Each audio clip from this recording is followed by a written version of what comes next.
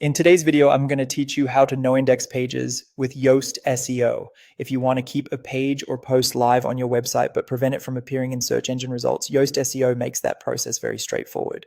This can be useful for thank you pages, landing pages, internal content, or any page you don't want indexed by Google and other search engines. To get started, head into your WordPress dashboard.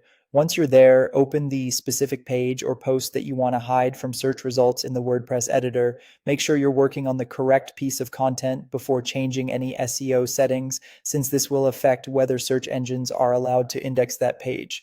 After opening the page or post, click Edit with Elementor.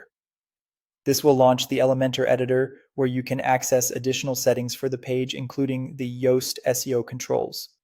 If your site uses Elementor for page editing, this is the quickest route to the setting you need. Inside Elementor, look for the Yoast SEO option and click on it. This will open the Yoast panel associated with the page you're editing. Yoast organizes its settings into sections, so from here you'll want to select Advanced. The Advanced area contains the indexing controls that tell search engines how to handle this content.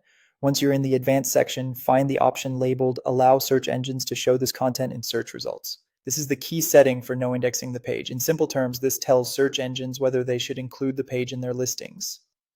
Change that setting to none. When you select no, Yoast adds a noindex instruction for that page, which signals search engines not to show it in search results. Keep in mind that this does not delete the page and it does not make it private. Visitors can still access it if they have the direct link, unless you've also restricted access in another way. Once you've made that change, be sure to update or publish the page so the new setting is saved. If you leave without saving, the Noindex setting won't be applied. After saving, the page is set to Noindex, but remember that search engines may take some time to recrawl the page and reflect the change. So if it still appears in search results for a while, that's normal.